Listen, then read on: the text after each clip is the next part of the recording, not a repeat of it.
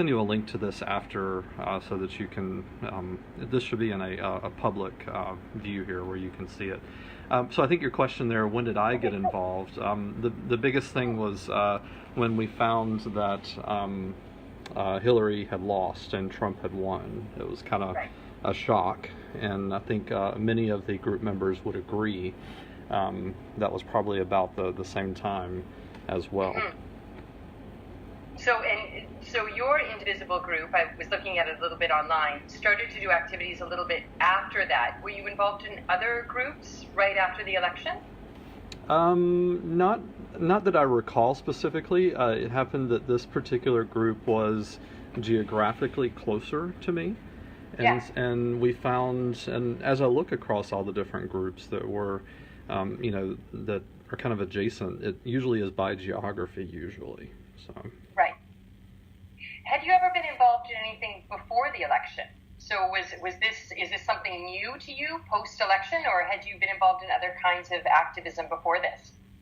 Anything prior to that, the immediate thing I recall at the house, I have, for example, every time I go to open the refrigerator, there is a Hillary's Woman card, for example. So anything that would have been prior to this probably been closer related to the Democratic Party directly. Okay, so you've been involved in other kinds of elections and other kinds of things like that?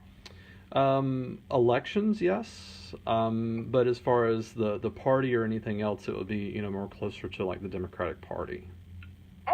Okay, great. So now that you're in the group, in one of these Indivisible groups, what kinds of things do you do?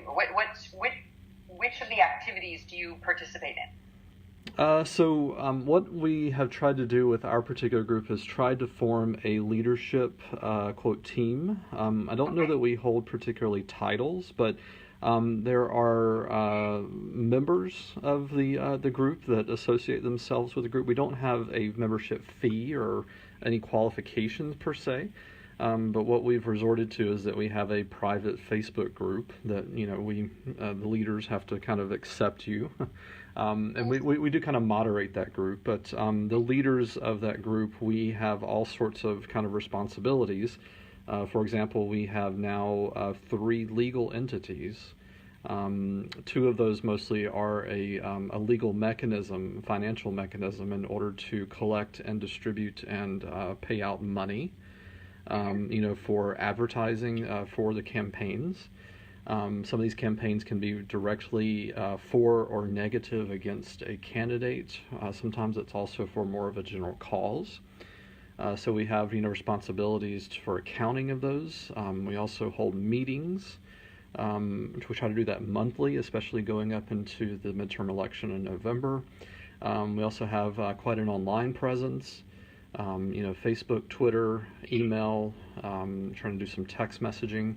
So just making sure that we kind of corral all of the activities and make sure they're like-minded, if that makes sense. Absolutely. How did you end up being on the leadership team? It's kind of with our group, it's kind of who kind of sticks around and sees where the missing pieces need to be picked up and carried forward, and kind of picks up that torch. Yeah. I don't know that there was necessarily any sort of nomination or voting or anything of that with our particular group. Now, we do have other groups, though, where there is a little more formal, that I recall there in the area. But with our particular group, we would be more than glad, But we don't really have necessarily any sort of election or anything of that sort, if that makes sense. How many people are on the leadership team?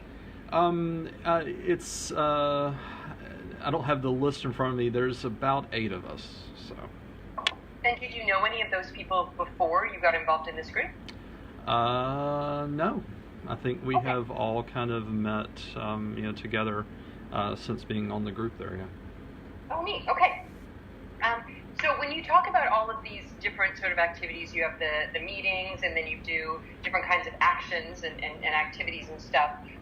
Which ones of these do you do? Do you personally, because obviously this is a lot of things, right? So which ones of these are you most involved in, these activities? Yeah, the online presence, my background is in IT, Okay. Where my degrees are. So the online presence, a lot of my experience in work and industry has been in banking. So I kind of, the financial stuff and all of that. That's where my focus is, and trying to just keep our members engaged and all together on a single front. Sometimes, not that we necessarily have any factions in the group per se, but just trying to make sure we're all on a kind of a single path, more or less, where possible. So. And how much time do you think you spend a week doing, and I imagine it really varies from week to week, but if you could sort of average it out, how much time do you think you spend on this? Too much. No, it is probably, if I were to, start and stop a clock, it is probably at least 4 hours a day. Yeah. Oh, wow, okay. Yeah. And is it consistent? Like, do you find, because it's been almost 2 years, right, since the election. Do you find it consistent, or does it sort of ebb and flow depending on what's happening? It seems to be pretty consistent. Watching the news obviously helps. We find that whatever is, kind of present day or present mind, or top of mind in the news, that usually drives what we do kind of next in the group. Okay. Because, if you're seeing a lot of some sort of issue or some candidate doing something, that kind of means that we probably are, we should probably head that direction, or pro or con in that direction, if that makes sense. So. Yeah, absolutely. Can I ask you a few more questions about your group? So if you have the leadership team, and then you have all sorts of people who come to some events and so forth. If you were sort of thinking about, like, how big are your organizational meetings? If you have sort of these regular meetings, how many people usually come to that kind of thing? So the in-person meetings, the last one, we had a really nice turnout. Was it 60, 70, I believe? Okay, wow, okay. And what we've been trying to do is, not everybody is able to make it, because we loosely support a number of different candidates in the area. And so they have their own activities going on for their own campaigns, but we know that not everyone is able to make it in person. So we do try to, I don't know if you looked at our Facebook page, we do try to live stream, via Facebook and so forth, because not only live interaction at that time, but you're able to also, save that for later, interactions there. So. Right. And then when you do other sorts of events, like protest events or events sort of with candidates and so forth, how many people do you usually get for that sort of thing? Do you get more? Do you get the sort of same people or different people? So that's where some of our other group members have a little more time to spend on that kind of stuff. The last one that I remember going to was, it was an amazing turnout. It was the March for Our Lives event. Now that was not, directly organized by our group. It was mostly Moms Demand Action. But they are a very like-minded group that have kind of a lot of members that are kind of on both there. But that was an amazing turnout. It was in downtown Atlanta, and they had to plan for that event. The city of Atlanta has all these different classes of events, and they had cordoned off city blocks for a march. To prepare for that.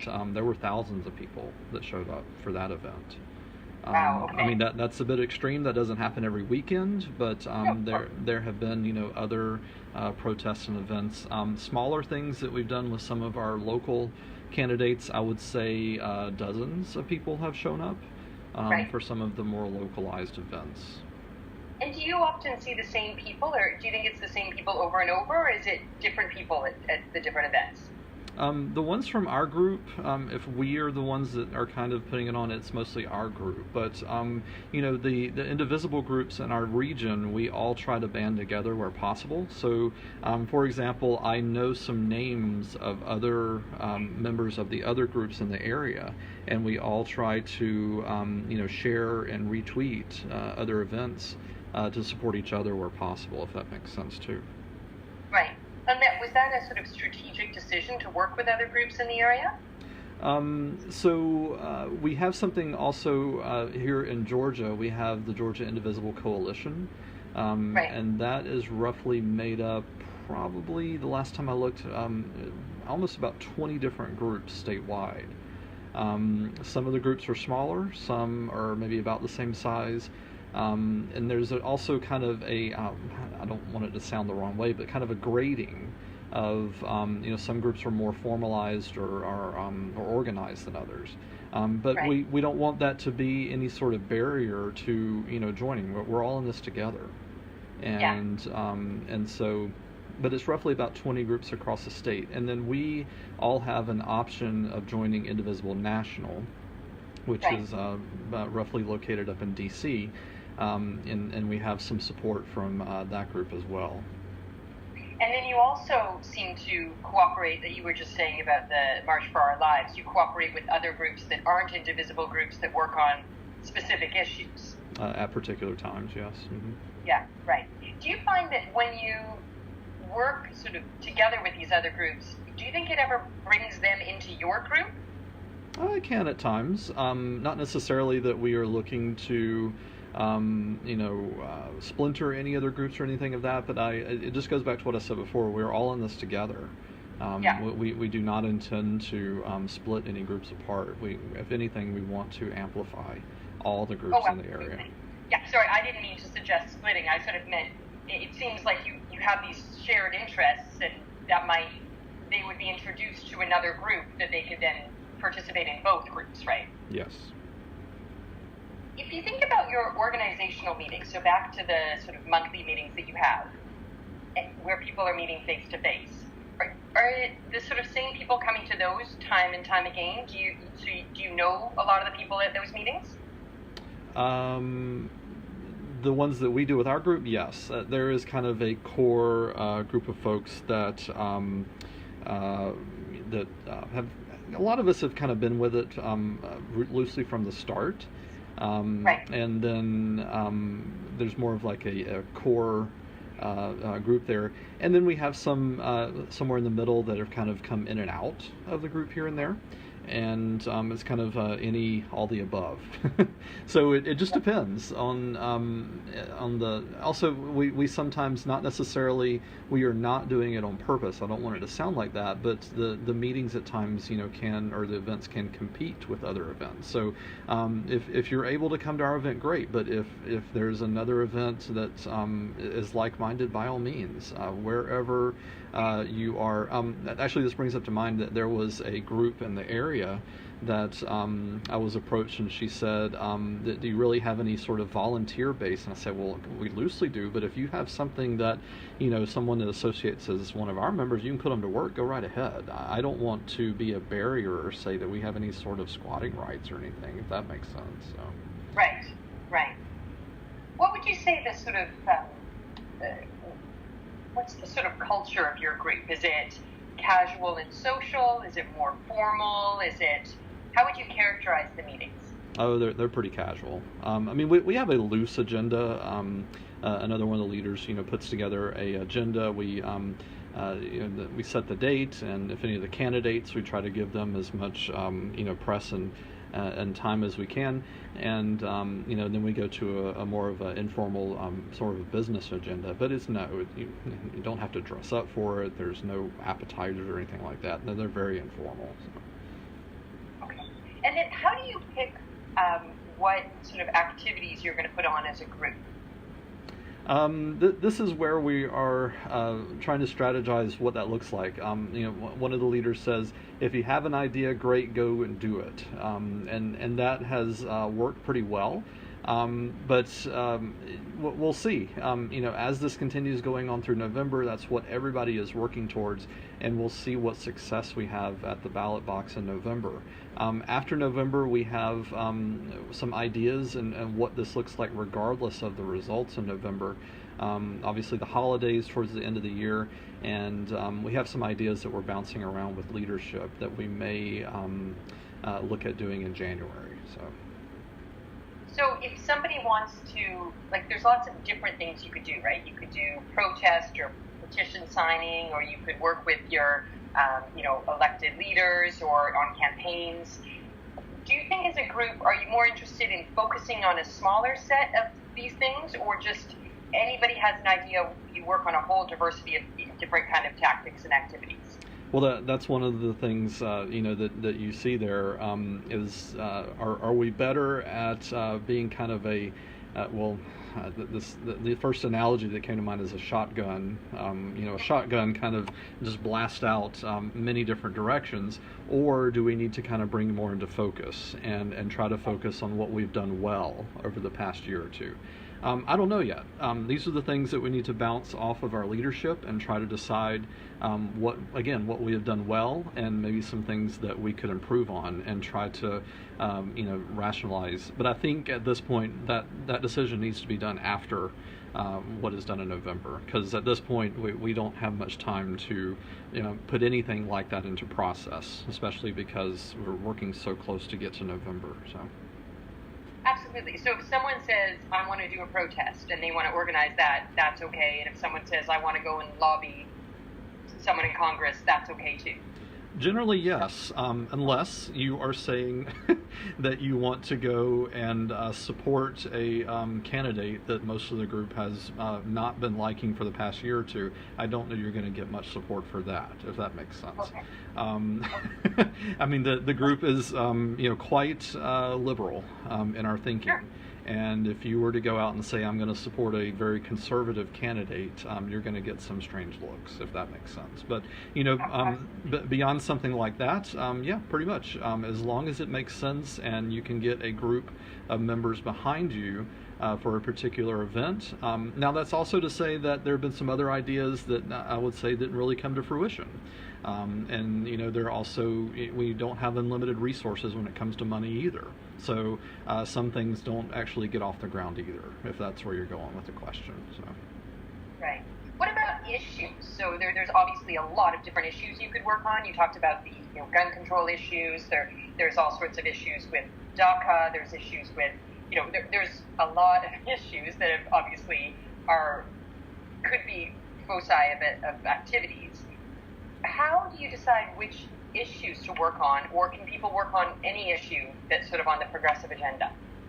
It's really kind of all the above in the progressive agenda. You kind of hit the nail on the head there. We try, I guess at times, not to say quote liberal. Progressive, I guess, is a little better to say that. But gun controls are up there. Healthcare. There seems to be a big push about the tax reform bill and the redistribution of wealth are big issues. Let's see. I'd have to go. I don't have any notes quite in front of me, but these are just the general progressive ideas that most of us. But a lot of times the other side, the extreme conservative side that we go up against. For example, I think there was some group or a candidate that said that the extreme liberal is that they're not patriotic, or sometimes some group will say that someone or some group is too liberal for what have you. I don't understand this. A lot of us have family members that were in the military, and I don't understand why any of that. If anything, some of the things that you see in the news going on in the U.S. right now are just extremely unpatriotic. And if you really were to sit down and analyze that, it's just not true, if that makes sense. Absolutely. How do you attract people to come to your group? Like, why do you think certain people have come to be involved in your group? So the folks that have been with the group a long time, I think, I don't want to speak for everyone, but I think there was maybe an assumption that, Trump was going to lose, and then obviously we know that didn't happen. So there was a lot of like, whoa, we've got to, get out and get motivated. I have struggled as a leader to find what motivates people. Because we don't have the resources to pay every single person to do certain things. So it's really truly, it comes down to motivation sometimes, of what motivates a member versus other folks in the group there. So for every person it's different. Do you feel that this is a group of camaraderie? Sometimes, yes. Sometimes it also, do you feel that it's a group of, hey, I'm not the only person in my area that feels this way, etc. So it's any of the above, and we want to be as inclusive as possible. We don't want to turn anyone away, unless you're just kind of acting, quote, crazy. But we want to be as inclusive as possible, if that makes sense there. Absolutely. So when you think about over time, obviously there have been some people that have been more consistently involved and some people that either move in or out or perhaps have sort of disengaged over time. Why do you think some people stay? The folks that stay, I think they truly see that there is a good thing, quote and air quotes, going for the group. I have also summed it up sometimes. We obviously still have a Democratic Party, and almost all the candidates that we support, well, actually, I don't know of any Republican candidates. I guess they're all Democratic candidates that we support. So I've talked about at times not replicating the same thing. For example, if you see and you look at an event that the Democratic Party is doing, we don't need to compete with that. You need to probably go join the Democratic Party and participate in that particular event. There's nothing stopping you from being both in the Democratic Party and in the Indivisible group, right? So, okay, so the Democratic Party is taking this stance, or they're doing this. Indivisible can be a little more edgy. Maybe we can be a little more agile and be able to do some other things. That's where we're kind of uniquely positioned to be able to do that, where these other organizations who have been around for so long and have these other more formal, rigid things, or you can't say that, or you can't do that kind of thing. We're more unique, and we're more kind of grassroots and able to be more agile, if that makes sense. Absolutely. What about the people? So the people who come to a couple events and then you don't really see them anymore. Why do you think that happens? Yeah, and that's something that I struggle with. I call that, in air quotes, kind of engagement. And it's something that we struggle with because anyone, for example, there was a gentleman on Facebook that I think he's in New York City, for example, and he was willing to take a look at some of the video production ads or something like that and maybe help us with some of those. Great, but also at the end of the day, some of the tasks and some of the things that we do, some folks have come in and maybe have expected or were looking for eventual payment for some of that. Well, we don't really have, in every single case or at all at times, the ability to pay for, some of these tasks. And so maybe they kind of like, well, I thought it was going to be this and it turned out to be something else. Well, I mean, I'm sorry, but that is what it is. Also, there are differing opinions. I don't think the group should do X, and we end up doing Y. So there are all these differing opinions. Well, at the end of the day, I still feel that the leadership of the group, you're not going to please everyone, but the leadership of the group really should try to, steer the group in a single direction. Because you do risk at times splintering, and air quotes kind of a good thing, if that makes sense. Mm-hmm. Absolutely. Atlanta has, as you were talking before, quite a few indivisible groups, or a number of indivisible groups, partly based on the areas of the city, because the city is so large. Yep. When you look at all of these different groups, and I'm not suggesting you know every one of them, but you do work together with them sometimes. Yes. How are they different? They are obviously different in terms of geography, but are they also different in terms of sort of the character of the group? Yes. We are, the Indivisible 11 is loosely, it was named after the U.S. Georgia Congressional District 11. Mm-hmm. And so next door to us is District 6. District 6 got a lot of press because it was the Karen Handel versus John Ossoff race. I'm not sure way up there if you remember hearing anything about that race. Yes, there was a lot of discussion of that race, yes. Yeah, because there was so much money getting poured into that race. I think it was the most expensive congressional race ever. That was next door to our district, in District 11. And that group, if I'm not mistaken, the last time I saw I'm actually in that private Indivisible Facebook group, they have over 2,000 members in that private Facebook group. And they're quite active. They have a lot of different things going on. They have done canvassing with candidates. They're quite active. But I was also hearing at times, and I don't want this to sound like anything is splintered, but at the end of the day, we are all individuals, and there is still such thing in the U.S. as freedom of speech, and people have differing opinions, and some of these issues, people do take offense at times, and so. Sometimes that ends up, splintering. People end up, working on campaigns. Sometimes that limits what they can and can't do. But just because you have a differing opinion doesn't necessarily mean you leave that private Facebook group, or that you just completely say, nope, I'm not doing this anymore. And so a lot of these groups, or most all of them, we don't have membership dues or qualifications or requirements. It's just come if you can, help us out, but we're not going to turn you away if you don't show up or anything, if that makes sense. Absolutely. Would you say some groups, obviously some groups must be more or less active. Are there some groups in Atlanta that are less active, and why do you think that might be? Certainly, there are smaller groups. Some of it is geography. I am originally from South Georgia, and it's just because of geography. I've said all my life there is Atlanta and the rest of Georgia. You have loosely Savannah, Augusta, and other, the more larger cities, but really it's Atlanta. And I think we are at least pushing 5.5 million people in Metro Atlanta.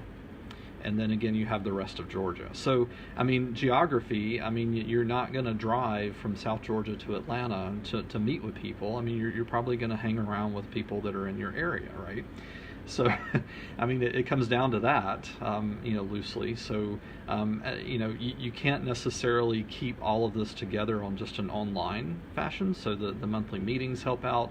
Honestly, we probably should try to maybe meet more often than monthly. We try to put that together, but right now I'm traveling for work, and it's something that I can't commit to. So it's all of the above. Some other strategies that we put out there is maybe trying to turn this into some sort of membership drive. I don't know quite what that looks like yet, but sometimes a membership to an organization helps someone feel like they belong, and maybe increases engagement. So these are all the different ideas that we have considered doing there. Right. So if we can move out one step further to sort of Atlanta as a city, what's the activist scene like in Atlanta? Atlanta, in the metro area, is quite liberal. There are most of the parts of Atlanta. There are some pretty safe areas where progressive Democratic liberal candidates are going to get elected over and over again.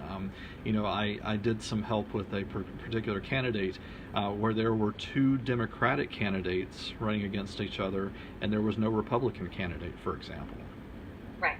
Which is, I don't know that you hear about that in the press very much. You mostly hear about the opposite of that sometimes. But once you keep moving further and further away from Metro Atlanta, if you look at the maps, this is not anything that's secret. It becomes more and more conservative and red from there. And that's true across most of the U.S. Your population centers generally are more blue, and the more rural areas are more red when you look at the voting difference. So when you started to set up the Indivisible group, do you have the sense that a lot of the people who are involved had previously been involved in politics before, or was it sort of this election that got them involved? Well, it's we. I don't want it to sound like this is my group per se, but there was an existing group and leadership in place, and right. joined the existing group. Maybe one or two of us, but mostly no. There's another educator in the group. There's a retired person, a certain individual. He's got several degrees. I think he just got a job recently. You've got all different walks of life per se. Most of us honestly did not have political experience, honestly. Right. Yeah, I think that's one of the things that's, in a way, most interesting about these indivisible groups is you have a combination of people who have been involved before, but then this sort of growth of all sorts of new people coming to the political arena. Mm-hmm. Yeah, and I recall, I mean, specifically at times working with some of the staffers at the elected officials, and being in business for so long and just looking at or asking and saying, how you claim to have come from the business world, and for example, Georgia Senator David Perdue, you claim to have been a CEO of all these major corporations, but you would have been thrown out in 5 days if you run any corporations like the way you run your Senate office. Right. And and there just being no response to that type of thing. That just boggles my mind. Yeah, absolutely. Yeah, just a couple last questions about the activities of the group. Do you engage much in protest, your group? Yes, but we've tried, well, I won't say this was a concerted effort. Most recently, because of the election, some of that has died down, honestly, because of the all the candidates. A lot of the folks in the groups, and not just ours, who were doing some of the protests, that energy has been focused more on the candidates and trying to get our like-minded candidates elected. So now you think there's sort of more electoral work now? It has shifted, but it hasn't been completely replaced. For example, recently I am aware of a protest that happened. Brian Kemp, for example, is running for Georgia, against Stacey Abrams. There was a protest that was against him recently. So it's not that they're completely dead, but honestly, politics, at least in a lot of areas, there is we've said it several times, bad news travels faster than good news. It's just, I think you're in sociology, if you could help me or corroborate if that's true, but people tend to talk about negative things before they talk about positive things. And that is true in politics as well. So a protest is probably a whole lot more likely to get press before anything positive will. And it's unfortunate, but that's the humans we are, and that's how we are engineered. So I think I haven't heard of it sort of in the negative positive way, but certainly there's an idea that protest is more dramatic, right, than a town hall or a meeting with an elected official, right? That event is maybe less dramatic and therefore tends to get less coverage, even if it's just as important. I think that there's definitely lots of research showing that. So over time, you're sort of shifting back into the more electoral work, which makes perfect sense before the midterm elections. Do you think after the midterm elections, it might switch back to more protest, or is it going to be more focused on elections, do you think, if you were just guessing? I think at least initially. There's going to be a result. Obviously, that's what elections do, because you have to either continue or replace the existing elected officials, right? But regardless, I think I wish we could win every single election, but I think the reality is I don't think we will. And that there are going to continue to be opportunities, but I think it is going to mostly turn back into mostly a protest group. But continuing to cultivate. There is a group that I'm very, very glad that we were able to work with called No Safe Seats, for example. I'm not sure if you've heard of them. No. It was actually kind of a good thing that they were working while a lot of the Indivisible groups were out there protesting. This group, again, called No Safe Seats, they were out there actually looking at all the different, mostly state seats, state House and state Senate seats, and they were saying, well, gosh, here's a district that has had an incumbent unopposed for the past 10 years or 15 years, we need to find somebody to run against this person. So that this particular group was out there doing that and just cultivating candidates just to simply go and run. That was something that Indivisible, I don't know, was necessarily out there really looking at, because Indivisible was so honestly busy protesting things. Right. So, but thankfully, there was a group like No Safe Seats out there doing something like that, and now we were kind of able to, partner with them and push these candidates up where possible. Right. Right. Yeah, and there's sort of a division of labor of people doing different kinds of things in the movement. Loosely. It would be nice to be able to organize a little better, and it kind of is. We do know kind of with a wink and a nod at times of who has better strengths versus others. The organizational person in me wishes that we were a little more organized, but it is what it is. At the end of the day, we're all human, and we all have different things that drive us. So. Right. Well, thank you so much. Those were the questions that I had. If there's anything else you'd like to add that I just maybe didn't think to ask, I would be very interested, but those were the main questions I had. No, this is great. This is the second one. There was another, she was a political science professor somewhere in the Midwest. It was the one I was trying to share with you earlier. We did a similar interview, and I think she wants to follow up after, regardless of what happens in November. And I said, as long as as the campaign doesn't kill me, we'll do it. And well, I doesn't.